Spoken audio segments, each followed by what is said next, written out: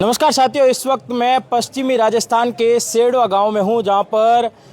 आज जो है कांग्रेस कमेटी द्वारा एक पद यात्रा का आयोजन किया गया था। उसमें हमारे साथ है बाड़मेर जैसलमेर सांसद उमेद राम जी बेनीवाल। इनसे खास बातचीत करेंगे कि आज किस तरीके की यात्रा थी और यह यात्रा निकालना इतना आवश्यक क्यों हो गया। आज पद यात्रा निकाली गई है कांग्रेस द्वारा, आखिर इतना क्या आवश्यक हो गया कि ये पद यात्रा निकालनी पड़ी? देखिए, पिछले दिनों जो हमारे थार क्षेत्र के अंदर जिस प्रकार धार्मिक स्थानों को, आवासीय ढाणियों को एक विशेष समुदाय को टारगेट बनाकर जो कार्रवाइयाँ की गई, उनसे पूरे क्षेत्र के अंदर लोग बड़े आहत थे और सबने लोगों ने संयम रखा, क्योंकि हमारा क्षेत्र हमेशा शांति प्रिय क्षेत्र रहा है। चाहे युद्ध की स्थिति हो, चाहे बात पात बंटवारे की स्थिति हो, हमेशा ये क्षेत्र शांतिपूर्ण क्षेत्र रहा है और यहाँ पर सभी धर्मों के लोग आपस में मिलजुल कर रहते हैं। एक दूसरे के सामाजिक प्रोग्रामों में, धार्मिक प्रोग्रामों में मिलजुल कर त्यौहार के रूप में धार्मिक प्रोग्राम मनाते हैं, एक दूसरे के सुख दुख में काम आते हैं और सभी भाई भाई की तरह यहाँ मिलजुल कर रहते हैं। ऐसे शांतिपूर्ण एरिया के अंदर जो एक विशेष भावना रखते हुए खाली मज़ारों को, मदरसों को, मस्जिदों को और कुछ अन्य धार्मिक स्थानों को टारगेट करके और एक धार्मिक भावना को ठेस पहुंचाने का जो कृत्य केंद्र सरकार द्वारा किया गया, उससे पूरे क्षेत्र के अंदर लोगों के अंदर एक शोक की लहर थी। और पहले भी हमने बाड़मेर जिला मुख्यालय पर सर्वधर्म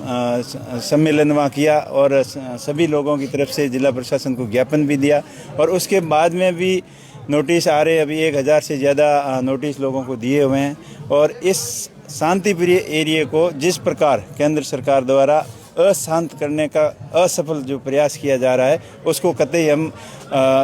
सफल नहीं होने देंगे, उनके मंसूबों को कभी सफल नहीं होने देंगे और हमारा जो सदियों से चला आ रहा भाईचारा ये कायम रहेगा। यहाँ 36 कौम के लोग आपस में जिस प्रकार मिलजुल कर पहले रहते थे, उससे भी ज़्यादा ताकत के साथ एक दूसरे से मिलजुल कर आगे भी रहेंगे। तो एक ये संदेश दे रहे हैं, अभी स्वतंत्रता दिवस पर ये तिरंगा यात्रा जो निकाली जा रही है या बॉर्डर एरिया के ऊपर पैदल यात्रा है, ये 6 दिन की यात्रा है और जगह जगह सभी लोगों से मिलना और आपसी जो भाईचारे का एक संदेश देने के लिए यात्रा निकाली गई। लेकिन आप कह रहे हैं कि जो मस्जिद है उन्हें टारगेट किया जा रहा है, लेकिन सरकार का कहना है कि जो मंदिर मस्जिद जो भी 50 किलोमीटर के दायरे में आ रहे हैं, उन्हें सभी जो है उन्हें अतिक्रमण जो है उसके तहत ध्वस्त किया जा रहा है। देखिए, अभी तक तो जो कार्रवाइयाँ हुई है उनसे आप खुद पत्रकार हो, आपने पत्रकारिता की रिपोर्टिंग की होगी, गए होंगे, तो आपने कितने मंदिरों को ढाया गया वो देखा ही होगा। लेकिन हम तो सबके खिलाफ हैं कि चाहे मंदिर हो, चाहे मस्जिद हो, चाहे मदरसा हो, चाहे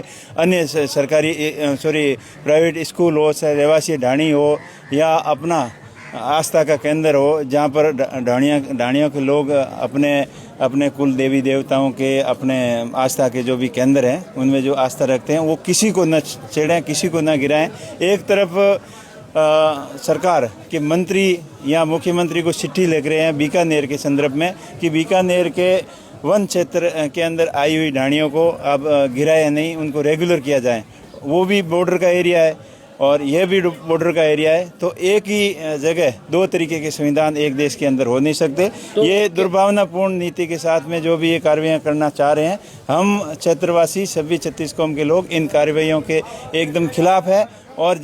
सरकार को ध्यान देना चाहिए एजुकेशन के ऊपर, सरकार को ध्यान देना चाहिए रोजगार के ऊपर, लेकिन सरकार का एक ही मकसद है, डबल इंजन की सरकार की बात करते हैं और डबल तरीके की बात करते हैं, हिंदू मुस्लिम की बात करते हैं, मंदिर मस्जिद की बात करते हैं और आपस में ऐसी भ्रामक बातें फैलाकर एक दूसरे को उलझाए हुए रखना चाहते हैं, क्योंकि लोगों का असली ध्यान रोजगार के ऊपर, शिक्षा के ऊपर, जो देश की आर्थिक स्थिति है उसके ऊपर न जाए और ये आपस में उलझ कर रह जाए, ये सरकार का मकसद है। लेकिन हम सभी क्षेत्रवासी ये सरकार के मंसूबे कभी कामयाब नहीं होने देंगे। आज देश के अंदर पूरे युवा, जो जैन जी के युवा हैं, वो जाग चुके हैं, वो अपने हक और अधिकारों की बात समझ चुके हैं। जो इन्होंने सत्ता में आने, केंद्र सरकार के अंदर आने से पहले जो 13-14 के अंदर स्थितियां बनाई थी, लोगों को भ्रामक बातें करके, काले धन के नाम पर, रोजगार के नाम पर, व्यवस्था के नाम पर, डेवलपमेंट के नाम पर लोगों को गुमराह किया,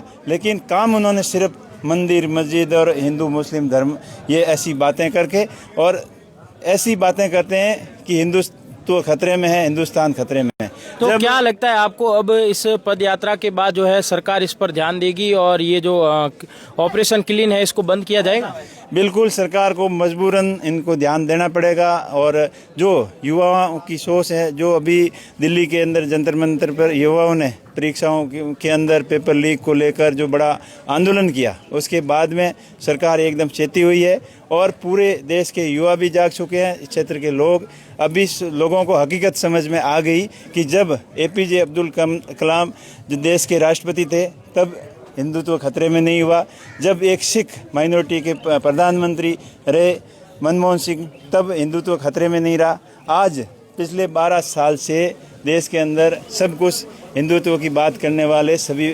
गृह मंत्री और प्रधानमंत्री हैं, तब हिंदुत्व खतरे में कैसे आ गया? तो ये लोगों को भ्रामक बातें जो फैला रहे हैं, ये आलतू फालतू की बातों में उलझा के रखना चाहते हैं। लेकिन लोग अब जाग चुके हैं, लोगों को रोजगार चाहिए, अच्छी शिक्षा चाहिए, अच्छा डेवलपमेंट चाहिए। विश्व गुरु करने की बात कर रहे हैं, विश्व गुरु बनने की बात कर रहे हैं, लेकिन ऐसी नफरत फैलाने से विश्व गुरु कभी नहीं बनने वाले। विश्व गुरु बनने के लिए, विकसित भारत बनाने के लिए पहले शिक्षित भारत बनाना जरूरी है। शिक्षा के ऊपर, रोजगार के ऊपर और जो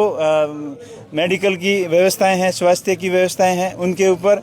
जो ध्यान देना चाहिए, उन मुद्दों को ध्यान भटकाने का जो काम कर रहे हैं, अभी देश की जनता पूर्ण रूप से जाग चुकी है और इनके ये मंसूबे कभी कामयाब नहीं होंगे। तो ये थे हमारे साथ सांसद उमेदवार राम जी बेनीवाल, जिन्होंने जो है वो यहाँ पर बॉर्डर पे हो रहा है ऑपरेशन क्लीन, उनके तहत कहा कि अब जो है जनता जाग चुकी है, अब जनता पूरी तरीके से समझ चुकी है। ऐसी तमाम अपडेट के लिए बने रहे हमारे चैनल द खटक के साथ। धन्यवाद।